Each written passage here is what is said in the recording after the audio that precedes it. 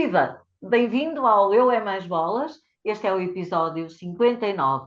Uma semana de muita agitação pelo país, com os candidatos presidenciais a contarem os dias para a grande decisão, com o Instituto de Meteorologia a ouvir fora o árbitro de tudo o que é lado, já que não há um dia de sol e não há meio de nos darem boas notícias, nem para português ver, nem para inglês, ou seja lá o que for ver.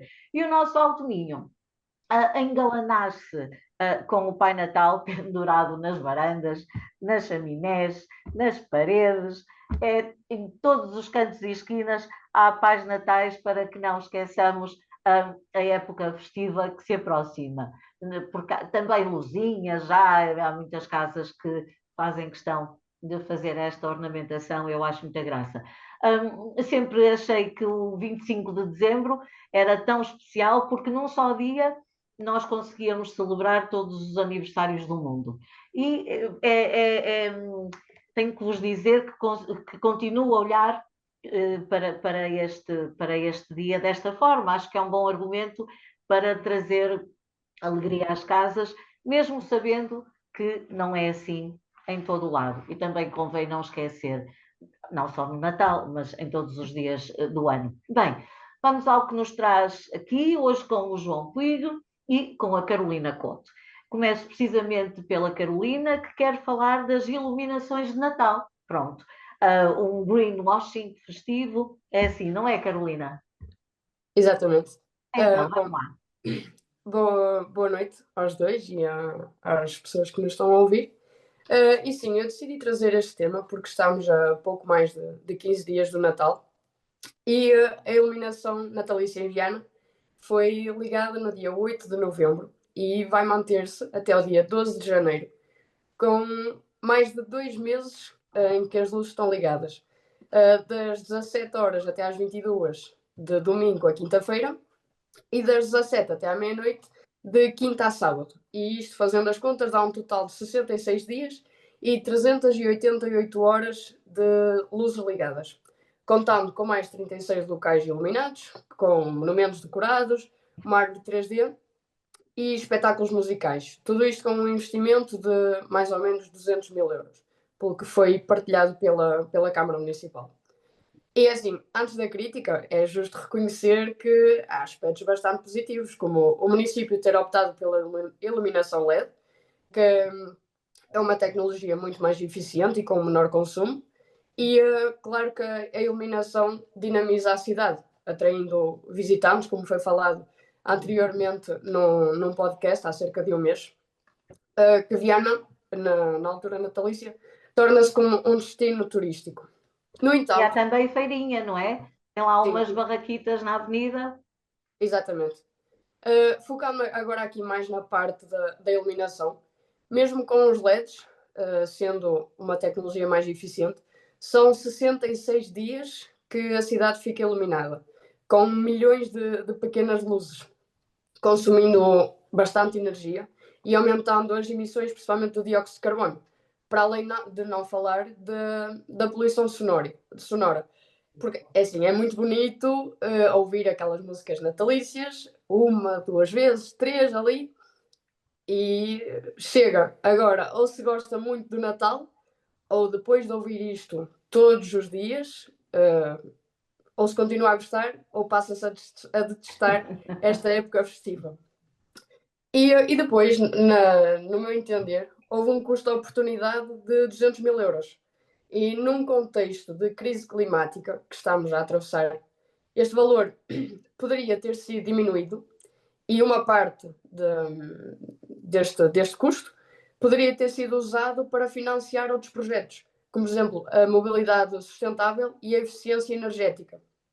E em comparação com outros sítios, aqui bem pertinho de nós, em Caminha, as luzes foram ligadas no dia 1 de dezembro, nos Arcos Valdevez foram no dia 27 de novembro e em Vigo, um destino tão reconhecido pela iluminação natalícia, por esta época, foram ligadas no dia 15 de novembro, sendo Viana o destino em que acendeu as luzes mais cedo e irá apagar mais tarde. E na minha ótica, isto é um ato de greenwashing festivo gigante. Ou seja, dizer que é sustentável porque se usa LEDs, mas mascara um consumo significativo de energia e de materiais.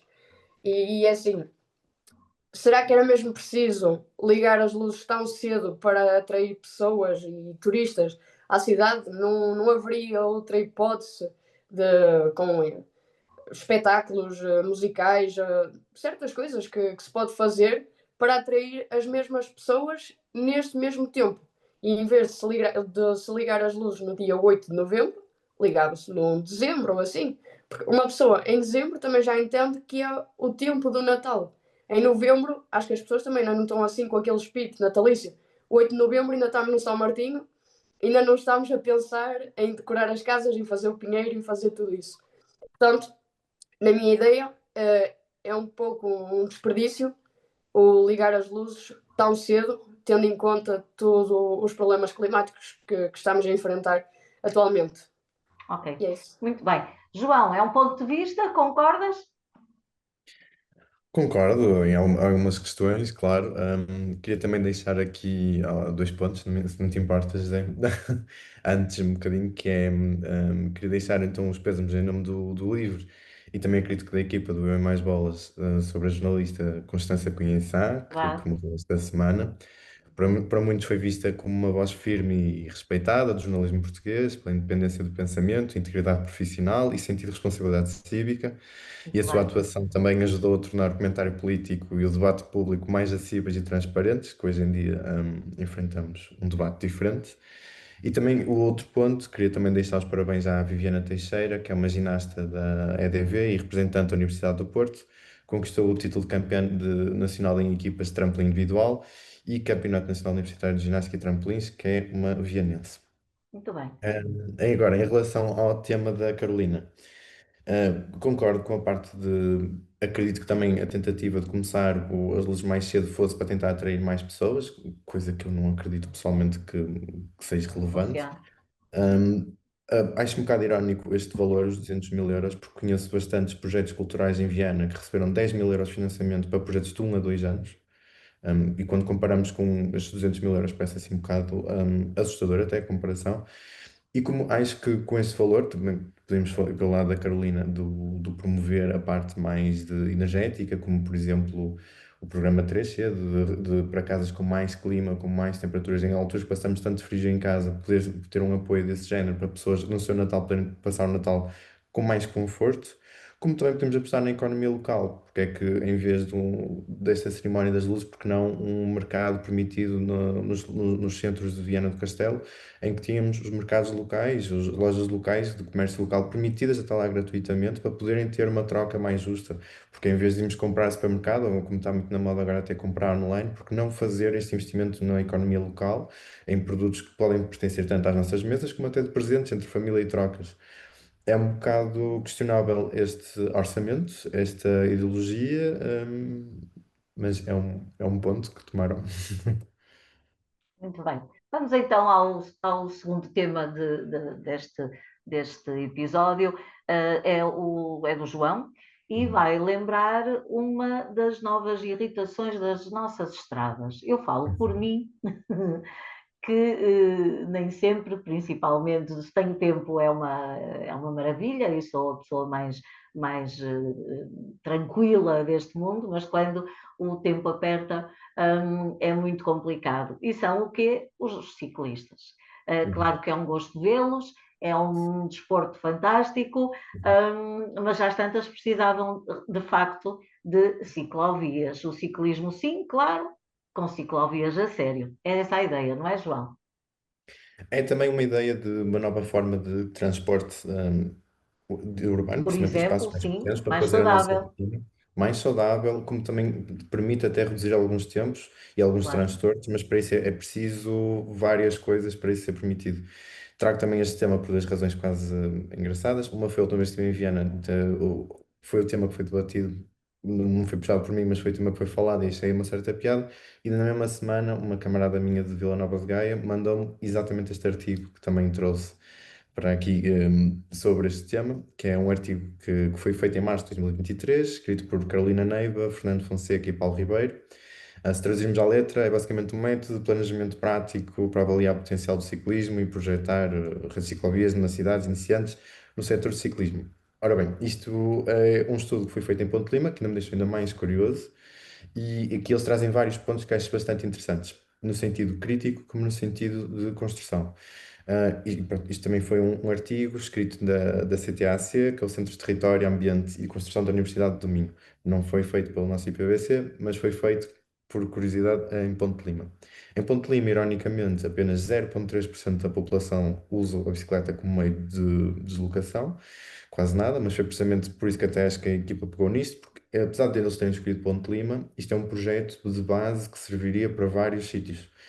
O que é que usaram isso, mas também, por exemplo, não entraram em contacto com a autarquia de Ponte Lima, nem fizeram entrevistas das pessoas de Ponte Lima. Isto foi um estudo feito a partir deles, como uma espécie de base do que é que podia ser aplicado às várias vilas ou cidades do país, inclusive, mas aqui também um bocado focado no norte do país. Um, então, temos aqui uma grande diferença inicial, que é em Portugal apenas Ponte Lima 0,3, mas em Portugal apenas 1% usa a bicicleta como meio de transporte. Temos o exemplo, por exemplo, da Holanda, que chega aos 36%. Percentagens que já mostram logo um desfazamento bastante grande. A maior barreira do uso da bicicleta 6 para o seu dia a dia é uma barreira de segurança, porque existem muitas pessoas que não pedalam porque têm medo do trânsito, sobretudo mulheres, crianças e idosos, e para isso é preciso planear de uma forma estratégica. É verdade que a bicicleta é ideal para viagens curtas, até 5 km, como diz o estudo, ou cerca de 20 minutos. E aqui que está a primeira boa notícia: Ponte Lima é compacta, como Viana do Castelo é compacta, como muitos dos nossos concelhos também são, os capitais de concelhos são bastante compactos e é possível fazer bicicleta as idas entre escola, trabalho, supermercado, ir à Câmara, ir à Junta, o que for necessário do dia a dia. E então, o que é que este estudo conclui? Que para criar uma boa rede de cicloviável é preciso garantir quatro coisas: o conforto, segurança, continuidade e a atratividade. O conforto significa percursos com poucas subidas e pavimento que não sacode os ciclistas, porque também temos um pavimento muito conhecido que é a calçada, que também não é bastante confortável.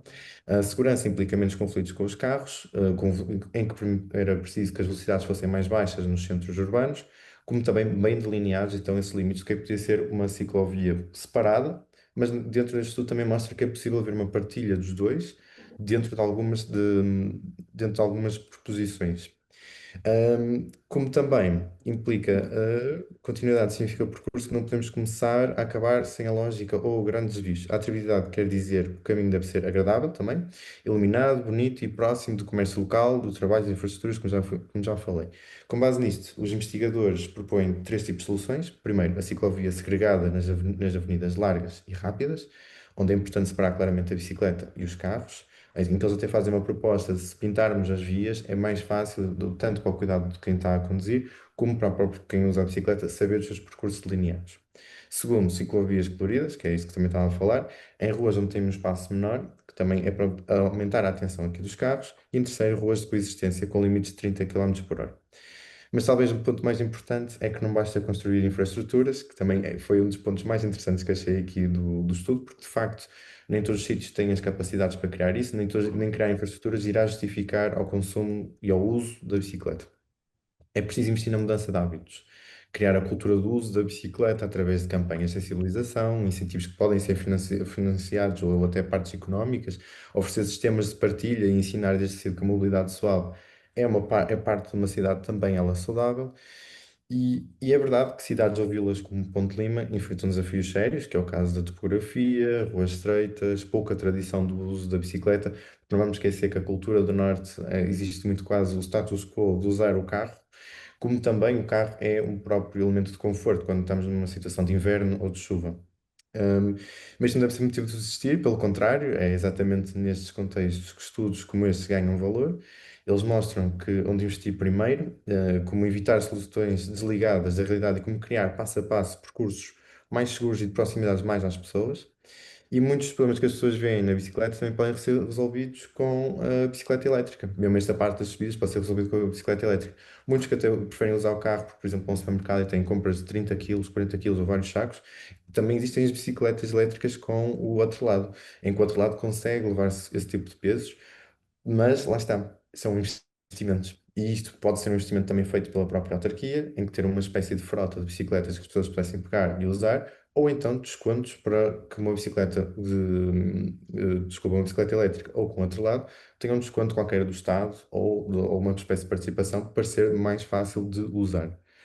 Então, promover a bicicleta não é só promover a mobilidade, também é, sobretudo, qualidade de vida e sobre tornar as ruas mais calmas, reduzir o ruído, diminuir a poluição, promover a saúde e aproximar as pessoas.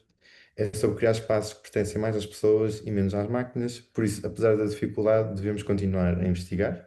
E planos como estes são interessantes para ser os planos de base para podermos criar, porque cada ciclovia segura, cada rua com menos carros, cada percurso confortável aproxima-nos de cidades melhores, de uma sociedade mais equilibrada, mais sustentável, mais humana. Muito bem. Eu quero até dizer-vos já agora que no passado ano letivo, para mim os anos são anos letivos, portanto, no passado ano letivo, a escola, a EB23 Frei Bartolomeu dos Mártires, aqui em Viana,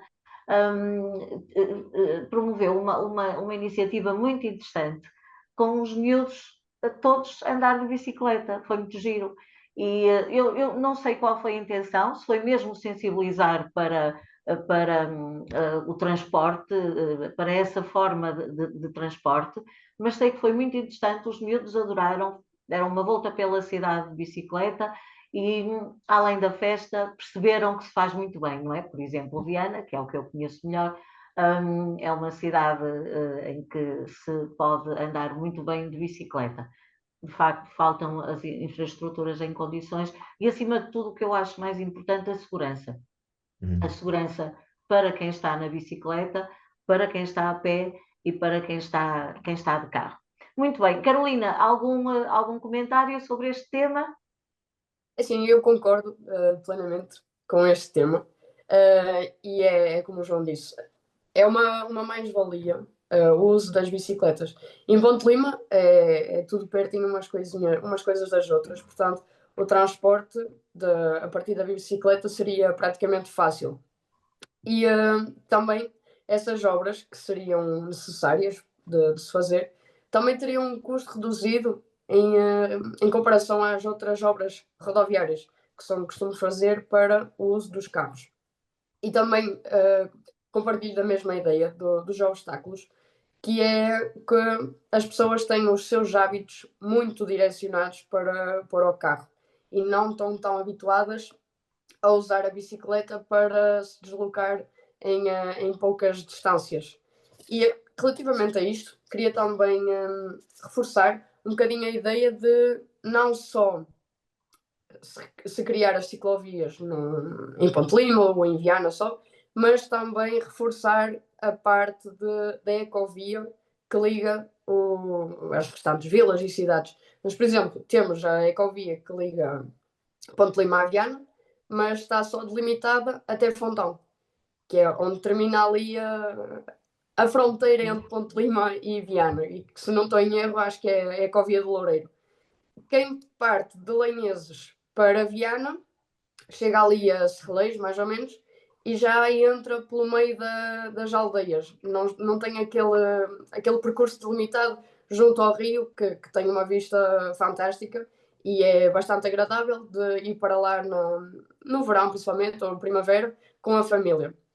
E aí é bastante agradável o uso da bicicleta, os passeios.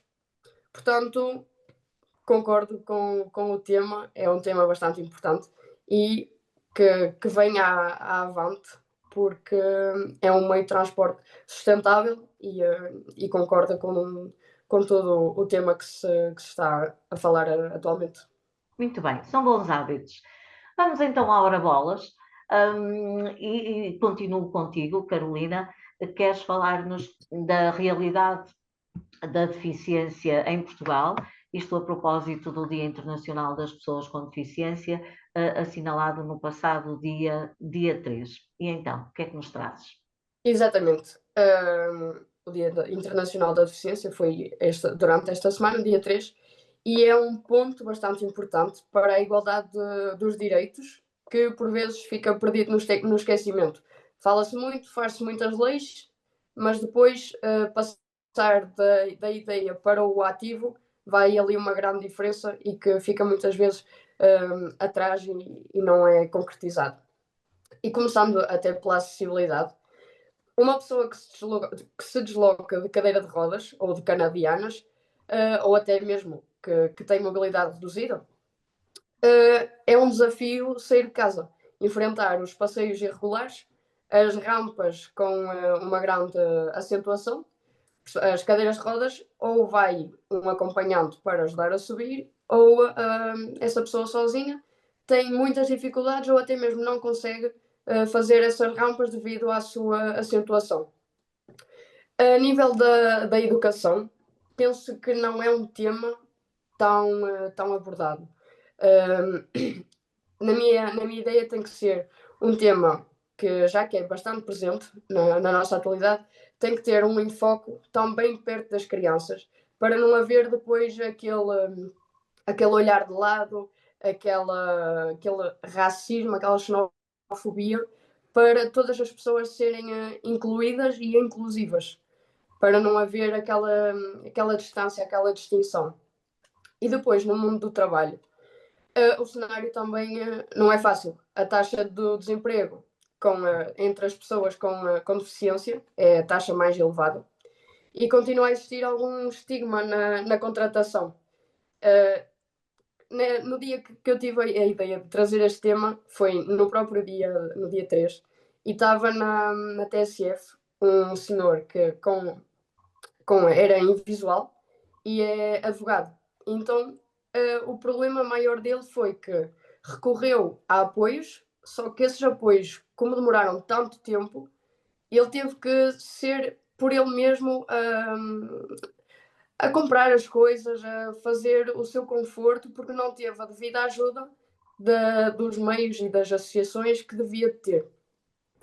E depois, na área da saúde, os tempos de espera para terapias e serviços de reabilitação podem ser longos, especialmente fora dos grandes centros, nas aldeias e nas zonas do país assim mais. Como é que se é?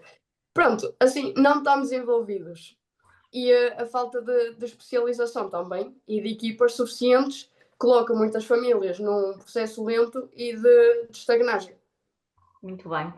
João, não temos direito à resposta, porque o Zé Ribeiro não quer que Ok. percamos tempo com o Ora Bolas. Mas olha, pá, estamos ainda a viver numa democracia e eu quero te perguntar se queres dizer alguma coisa, embora rapidamente, sobre este tema.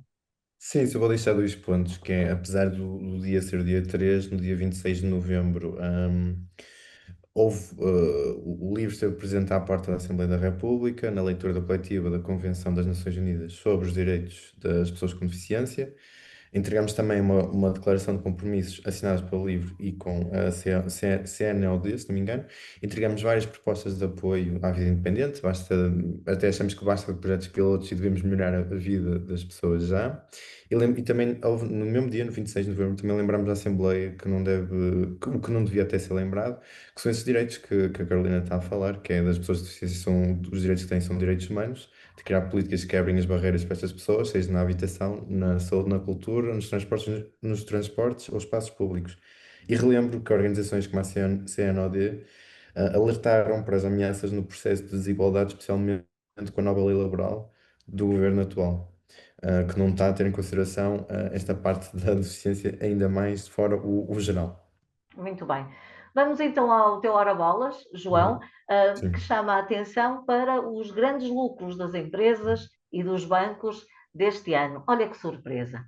Que é feito então de um futuro melhor coletivo? É essa a Uhum. tua pergunta. Vamos lá. Isto, por acaso surgiu de uma conversa que levou a outra conversa. Isto é uma coisa que sinto que qualquer um de nós tem ouvido na rua, que é quando ouve-se de alguém dizer que o vizinho dele teve o direito ao subsídio que eu não tive e que passa o dia em casa, e esta ideia de desigualdade e de apontamentos. Claro que não tenho informação sobre essas pessoas em específico para poder falar disso, mas quando falamos que pagamos muito ao Estado e que não sentimos retribuição, é aqui que existe um grande desfazamento. Por exemplo, os ultra ricos pagam menos impostos que a classe média, sobre o rendimento menos 20 pontos percentuais, o que já é bastante desfasado do que deveria ser, e este governo atual ainda quer ajudar a aumentar a disparidade entre pobres e ricos, e que permite que os 5 maiores bancos tenham lucros de 3,65 milhões em 9 meses, às custas de muitas dos que se sacrificam para comprar casa. Muito disso tem sido dos lucros que eles têm tirado, que permite a Magalp bater um recorde de 973 milhões em apenas setembro. Isto são dados que eu só tenho até setembro. Como os lucros da Sonai, que dispararam 38% para 200 milhões de euros, e fora esses grandes lucros, ainda permite baixar o RC para 19% em 2026 e continuará a descer até os 17% em 2028. E é aqui que eu queria mais falar, que é de fazer uma taxação justa, que sobre essas taxações muitas vezes são mal interpretadas. Porque quando falamos em taxar a riqueza, nada tem a ver com taxar o rendimento, não é com o rendimento das pessoas direto que estamos a falar, porque muitas vezes estes ultra ricos nem precisam de salários para viver. Ou por exemplo, os ultramilionários do mundo, que têm menos de 30 anos, muitos, até acredito que são quase todos, herdaram as suas fortunas, não são fortunas feitas por eles próprios. E é aí que nos devemos focar, na taxação do património, do rendimento de capital, de ganhos de capital, de transações financeiras e de heranças. E vemos essas políticas a serem feitas fora. Por exemplo, na Alemanha, a taxação sobre a propriedade é muito melhor do que o nosso IMI e já aplicam a própria taxação sobre heranças, como a taxação sobre a riqueza. Ou como na Suíça, que é a taxação sobre a riqueza líquida, ou seja, sobre todo o património. Não só sobre uma parte, mas eles vão ver o património todo e fazem uma taxação disso, que muitas vezes as nossas fugas que existem, e quando nós dizemos que existe uma disparidade entre o que os mais ricos pagam e os pobres pagam, tem muito a ver com isso. Não é feito a coletividade do património total. E tributar os super ricos, trata-se também de corrigir desigualdades históricas e redirecionar os recursos para desafios globais que nos afetam a todos. Devemos ter também um papel a desempenhar para exigir mais equidade nas decisões económicas globais. Contudo, tributar os super ricos é apenas o início. Para construir uma economia mais justa, é necessário repensar como a riqueza é criada e é distribuída, que já são temas que já fomos falando ao longo do É Mais Bolas. Precisamos de modelos económicos que incentivem a partilha, que promovam cooperativas e empresas sociais e enfrentarem desigualdades de género e etnia. Só assim será possível transformar a acumulação excessiva de riqueza numa ferramenta para beneficiar o que devia ser mesmo a sociedade como um todo. Muito bem. Carolina, tens direito de resposta também, se quiseres. Aliás, é o governo do teu partido que está a ameaçar com estas coisas todas. O que queres dizer? Então, relativamente ao primeiro ponto que o João tocou, os subsídios, na minha ideia, têm que ser. As pessoas têm que ser melhor filtradas, porque conheço alguns casos que recebem esses subsídios, mas pronto, poderia ser melhor distribuído e melhor filtrado essas pessoas que recebem e mesmo as pessoas que não recebem e que poderiam receber.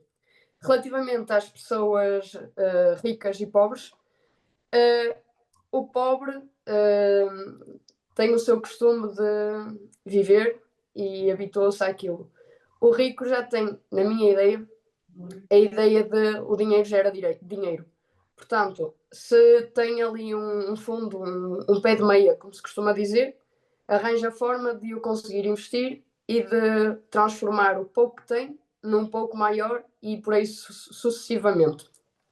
Relativamente às empresas, é assim, se uma grande empresa é muito tributada, caímos ali no desafio que pode fugir para outro país que seja menos tributada, como aconteceu na sede do Pingo Doce, que está, se não me engano, na Alemanha. Penso eu, posso estar enganada, mas penso que seja. E na minha ótica, o mal não está na arrecadação de impostos, está assim na maneira que depois é distribuído.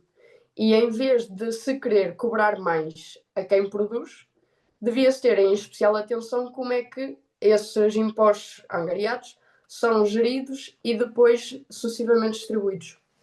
Muito bem, Carolina, deixa-me só dizer-te, nós não podemos entrar em debate aqui com este tema, mas deixa-me dizer-te que às vezes o pobre não se habituou, pura e simplesmente nem um euro tem para pôr de parte, e é muito complicado e, portanto, para depois investir. Mas isto levar-nos-ia a 40 podcasts, no mínimo, para o ano de 26, e, como diria o Herman, não temos tempo. Vamos para a reta final com as sugestões culturais. Desta vez começo eu e digo-vos, se me permitem, claro, vou deixar 2 ideias para ocuparem a tarde do próximo sábado, dia 13, às 15 horas, na Biblioteca Municipal de Viana, o lançamento do livro Três Mulheres à Volta de um Homicídio, do grande escritor de mistério, e não só, Orlando Artur Barros.